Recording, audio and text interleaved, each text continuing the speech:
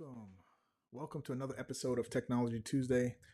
I'm your host, Greg Russell, here with my good friend and partner, Mr. Jerry Franklin Poe. How you doing, sir? Hope you're doing Hey, well. brother, I'm good. Glad to be here. Yeah, man. So we're having some technical issues with streaming it live, so we're just going to do it the old-fashioned way and hit the record button. And so when you guys see this, it will be pre-recorded. So hopefully we roll with the tech issues we got, and so that's what's going on here. So listen, man, we got an exciting show for you guys. We're going to talk about selling and what it takes to sell online in 2025, and we're going to dive deep into what it takes so you can start to sell your products and services even in a tough market. So I'm excited to share today's show with you guys coming up right now.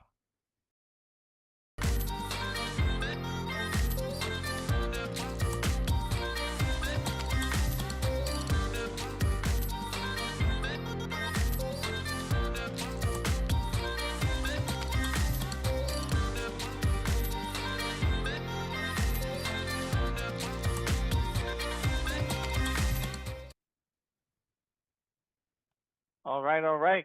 Glad to be back in the building. Technology Tuesday, every day at 2 p.m. Eastern Standard Time. Every Tuesday, that is. So, Greg, I know sales is on the top of your mind. Go ahead and lead us into this combo. Yes, sir, man. I'm glad you're here because I got a bunch of questions for you, man. But let me set it up. Listen, it's 2025, and quite a few of my clients have said, sales are down or sales are difficult right now. So if that's you, just know that you're not alone. If that's not you, congratulations. But for some of us, sales can be hard, and I want to talk about selling products and service online, where it derives from, how to do it successfully. And Jerry, I'm glad you're here because I know you have had a lot of success selling for yourself and others. And so I want to ask you some questions about that. And so before we dive in, the first thing I want to, pick your brain about is when it comes to selling, especially now in the age of AI, an age where everyone has a phone and a camera and can broadcast almost instantly. What challenges do you think there are when it comes to selling online?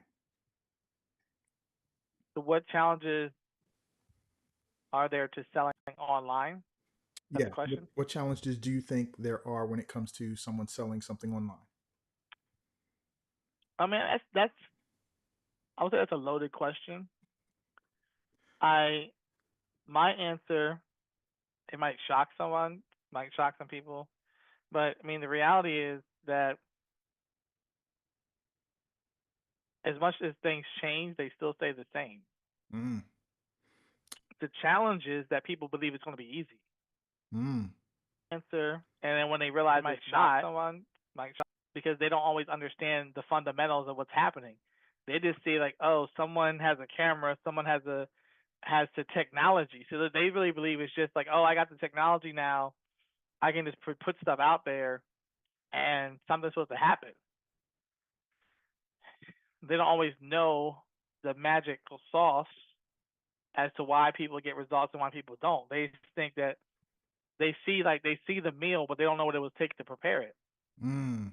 So if all you see is like ever like remember watching those cooking shows, and they put the turkey in the oven and they take a break and they come back after the break and it's like everybody eating the turkey. Oh, yes. Like we know in the real world, like there's no like that doesn't happen. Like you don't go to something your house for like a holiday and within 5 minutes everybody's ready to eat. Like back in the day, we'd be there waiting all day long for the meal. Like it'd be like you get there early, start setting up, and be like, grandma, grandpa, they be like, yo, we're not gonna be ready to eat till like this afternoon. So you would just be anticipating. You can smell it, but you anticipate. So like a lot of times people are jumping into a process without really understanding what's required for the process to be successful. I They just think they know because they see the end product that someone else gets. They see the result that someone else gets, and they try to replicate it by only seeing what's on the surface.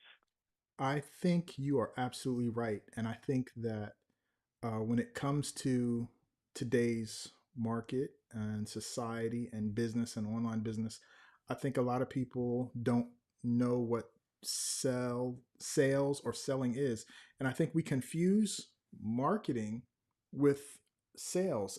And I see a lot of people do marketing activities and then expect a sale, but the selling process was kind of void. So when you said it earlier, you said, they kind of don't know the fundamentals. So I want to talk about the fundamentals. I know and I believe that all the marketing selling tactics come from are derived from selling one on one and face to face. And so for me, that's how I learned how to sell one on one, face to face. And once you develop that skill and you build up that muscle, you can do similar stuff. Like instead of it being one on one, maybe you can do it in front of a group, right? And all these selling strategies have moved online, but so many people, in my opinion, it's just me, Jerry. I think most people are dealing with, doing marketing, which is not sales, and then expecting a sale to happen and are disappointed when it doesn't happen, when the selling activity wasn't really implemented correctly in the first place. So, with that, how did you learn how to sell? Um, wow, and that's another loaded question again. Like, wow, that's so. All right, how do I make this easy for people to get? Um, so there's different perspectives on it. So one perspective, everybody knows how to sell To a degree. because you were selling before you knew what sales actually was. To a degree, yes. Right now, whether you close the sale or not is a different story. But everybody's been selling their whole life. Like you were selling, like no one had to teach anyone how to sell, right? You were a kid and you wanted to go to bed, and well, I should say your parents wanted you to go to bed, and you didn't want to. You started selling at that point. Like, oh, can I get up? Can I just like you were trying to sell them on the idea of you staying up later past your bedtime. Like, oh, can you just can I watch one more show? Can like that was all selling. People don't understand that. They don't understand because most people don't understand what sales actually is because they define sales by the experiences that they don't like. They don't define sales by the experiences where they bought something and they did like it. They think of sales as when someone twisted them into getting something they didn't want. That's how they look at sales. People look at sales as someone made me buy something I didn't want to have and now I regret it. That's how a lot of folks hold selling. They Yes. don't think of it as someone persuaded them into something that they did want. Because everybody, because there's a book that I read a long time ago, and it talked about everyone wants to buy, but no one wants to be sold. Yep. So people don't really think about sales from their buying experiences that where they really enjoyed it. They think about sales from the examples of where someone might have pushed them, or they feel like somebody is pushy, or someone's aggressive or overly dominant in the sales process or sales approach. Yeah. But people have been selling for a long time. They just don't recognize what sales actually what it was. And when you get back to the natural side of selling, that selling is, persuading someone to see things from your point of view. Someone is selling is trying to get your friends to come hang out with you. Selling is trying to get someone to take you out on a date. It's like all those things were sales conversations. They just weren't always that monetary a product and service being sold from a business perspective. Yeah. But we're selling ideas all the time. We're selling circumstances and situations all the time. These are all sales exchanges. When you um, break down that selling really is service, that selling is solving a problem, and that selling is providing a solution for someone that has a need, then it changes the game. So I've been selling my whole life. I just didn't always know that I was because there was a time I would say I'm not a salesperson even though I had been selling during the times I was saying I wasn't a salesperson.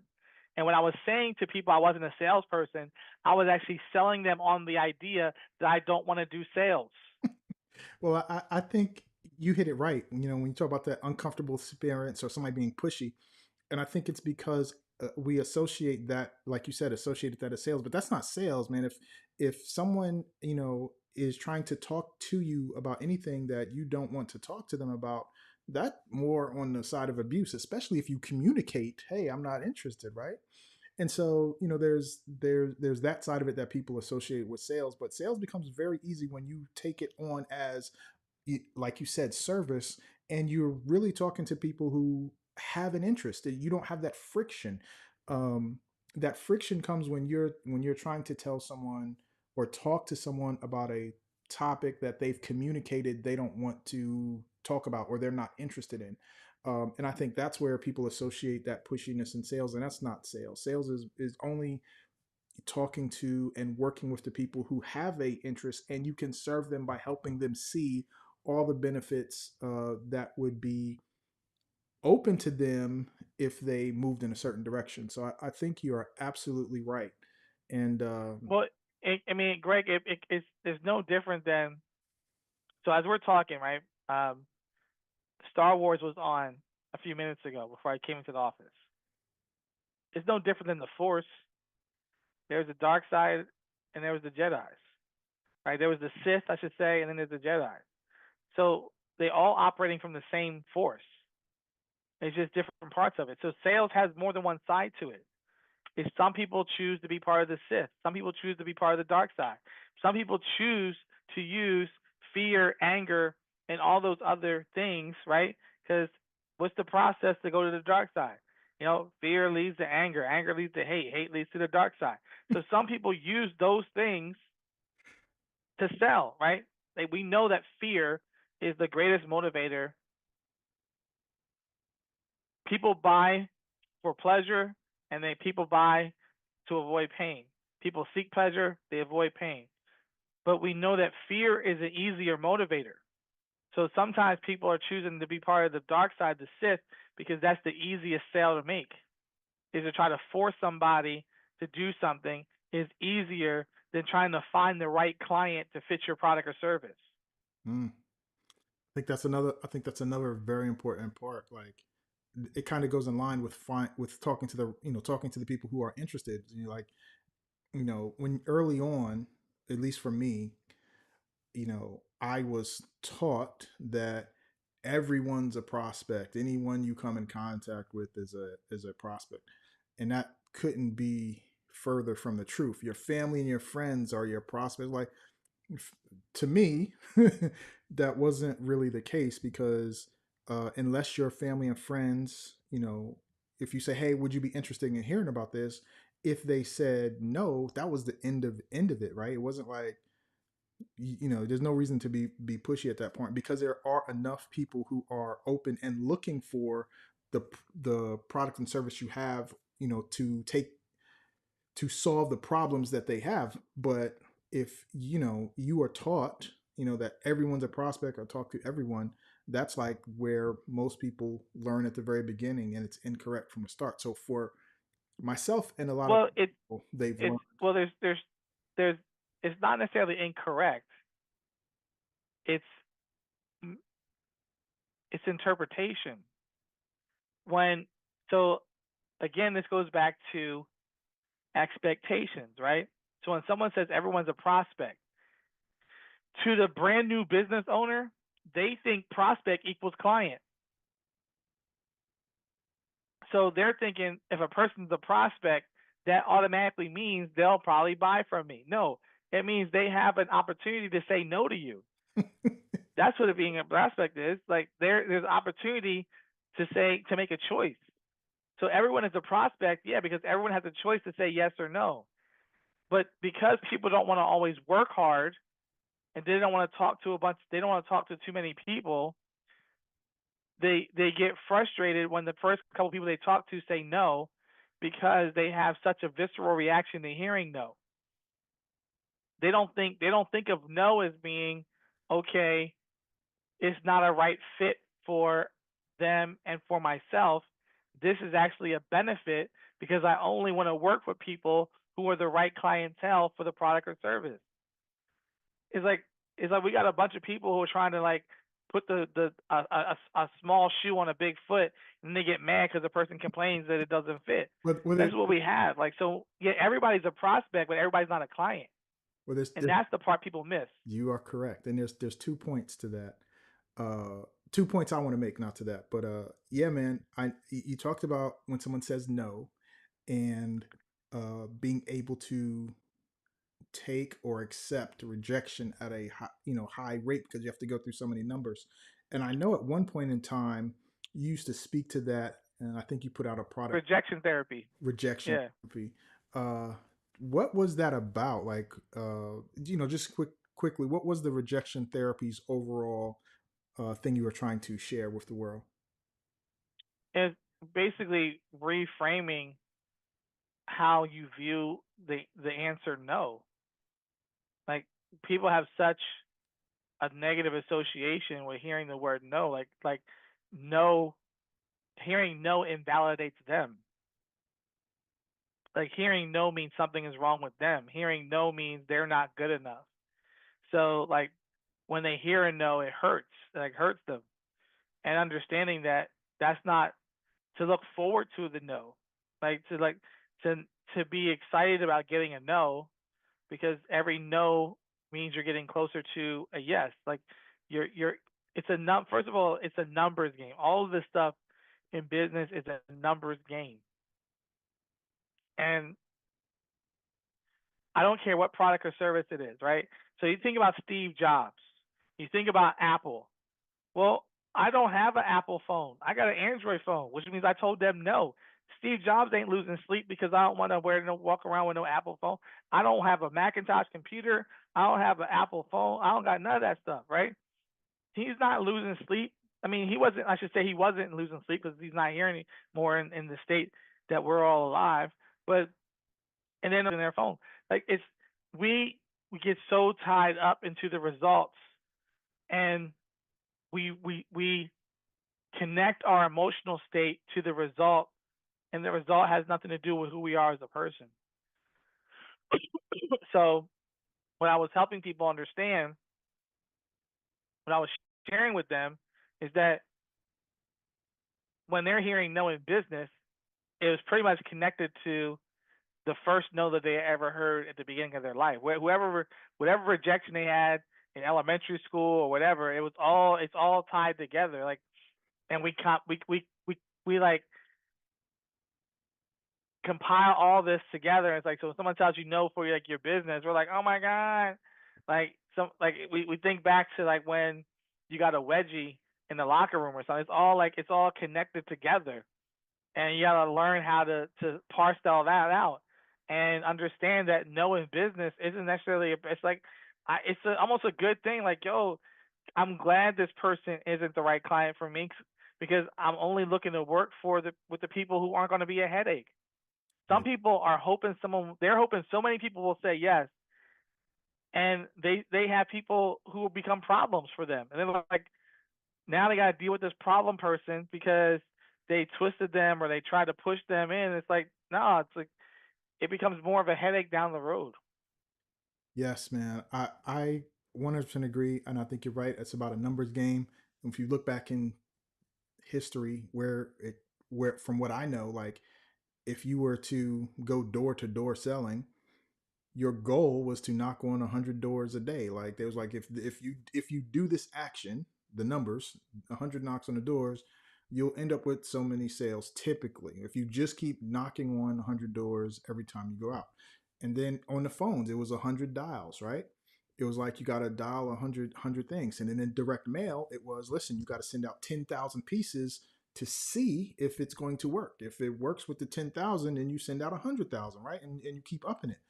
But it's like when it comes to this online game and instant gratification and selling online, most people don't have that foundation of how to sell one to one, how to talk to someone to get them to see how a product or service can benefit them in a way that leads to a sale. So all the activities online sales activities online have derived from face-to-face sales and doing it in person.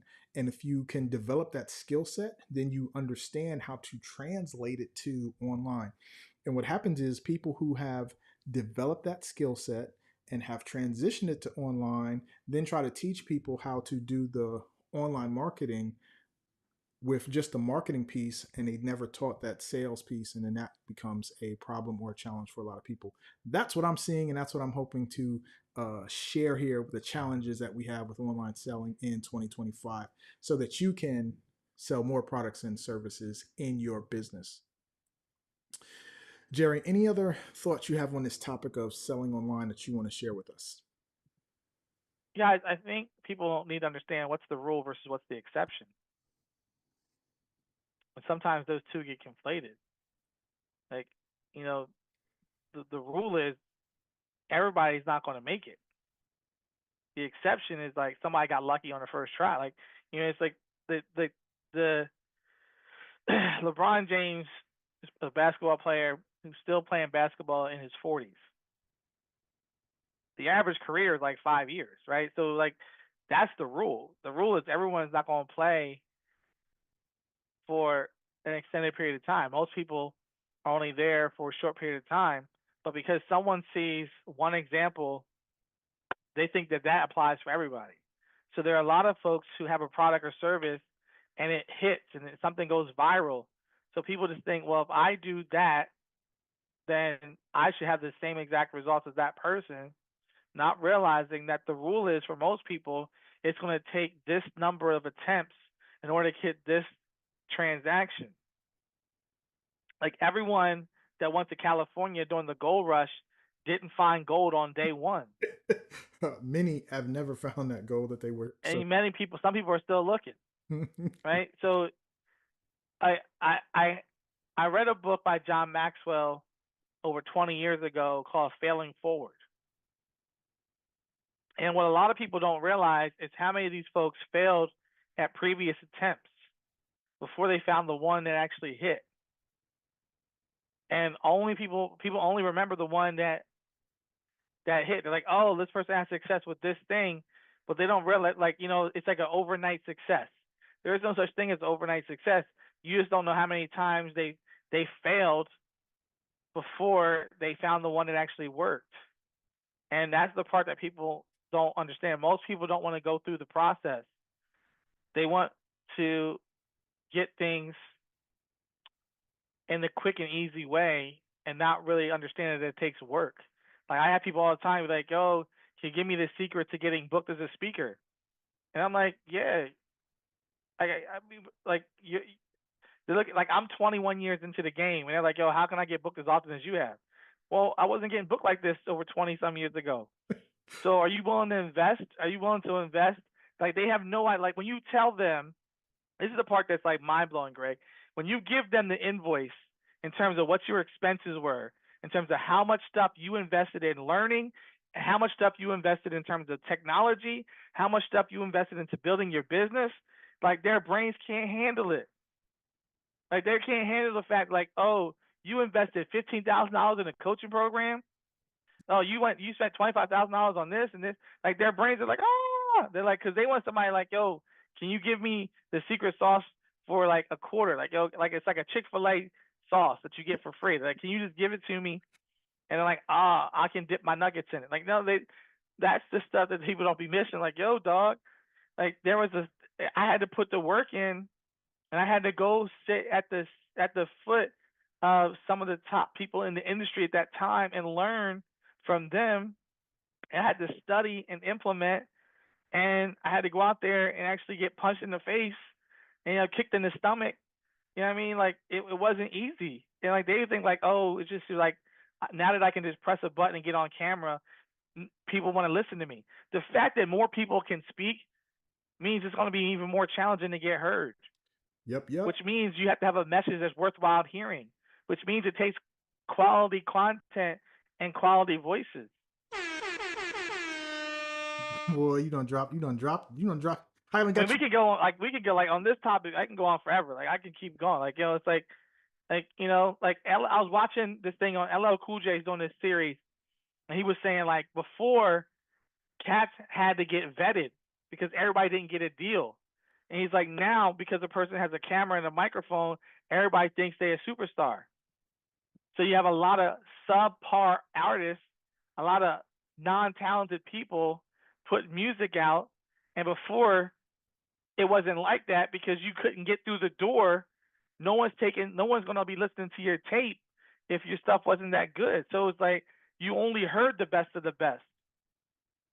And Mm. now because it's so easy to get out there because everybody has a platform, the so when this goes back to what you're saying, the challenges. So people understand that the challenge isn't necessarily quantity, it's also quality. Are you actually putting the work in? Like people are like, oh, because I was having a conversation with somebody 2 days ago, and like the person was saying I shouldn't have to invest that much money anymore because now we got Open AI, and I can use Open AI to do stuff for me. And I'm like, cool, that's cool. Yeah, that's cool, right? Everybody got Open AI. So what's the differentiator? What makes you special? What makes you different? What makes you better than somebody else if everybody's using the exact same thing? That means you got to raise your game even higher, which means you got to invest even more in order to separate yourself from the crowd if everybody's using the exact same stuff. And that's the part people don't get. They think like, oh, AI is the magic sauce. Like AI is just a tool. But if everybody got a plow, right? Like once everybody gets the same tool, the tool isn't a differentiator anymore because everybody got it. Yeah. Yeah. It's like the phone. Everybody got a phone. If you have a phone, it ain't the, back in the day, uh, faxing and calling and 800 numbers were the thing. Before the internet, that was the tool, right? Now we all have tools, and nobody even, we don't I mean, even. it's all the same. Yeah. At some point, skill and talent still matter. Say it. And have you developed the skill sets? Have you developed the skill sets to actually get the assets? Your skill sets get you the assets, and most people don't want to work on the skill sets. All right. I'm gonna bring this home. I'm gonna bring it in, man. Listen, uh, what You got me all hyped up. I'm supposed to be taking a nap soon. Now I gotta get like, Oh man, I got Jerry on this soapbox about this selling and cats wanting to just use AI and think they're gonna be a success. That is right. If we all have it, that's not the differentiator. You gotta still bring the skill set. And I think when it comes to that skill set, if you have a product or service that you are trying to sell online, then I recommend you learn how to sell it one on one in front of someone. Right? Tell them about, be able to explain and talk about that product in a way where you can ask the questions, where you can find the pain that product or service solves. When you can do it in front of someone one on one, you'll gain more insight and depth in what to put on sales pages and in webinars and in videos and all the other stuff you're doing to try to sell it online. It all derives from one-on-one sales process, and even the numbers, right? Even with buying ads, you need so many impressions to see the page, for there's so many people to get on the page, so many people to opt in, so many people to show up, so many people to pull the trigger, right? It's a numbers game. You got to know what number to start with, but that all comes down to, it all derives from the old school selling offline, right? 100 dials, 100 knocks on the doors.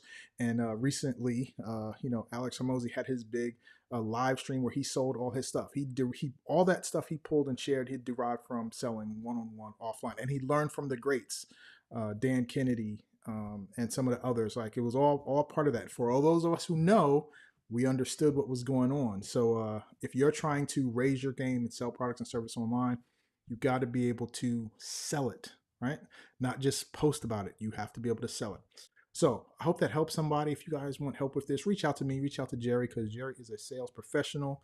Um, Sold products and services for quite a few large groups. People would reach out to him and ask him to come do sales, back of the room sales, phone sales, all sorts of stuff. So Jerry, thank you, and I hope you'll be able to get a drink and relax after this. But I think this was an important topic that we needed to discuss, man. So thank you so much for your sharing your expertise and your knowledge with us. With that, we'll be back next week on Technology Tuesday with some tools and resources to share with you about how you can help grow your business. With that, Join our group at technologytuesday.com. Reach out to us if you have any questions. And until then, we'll talk to you guys next week. Take care.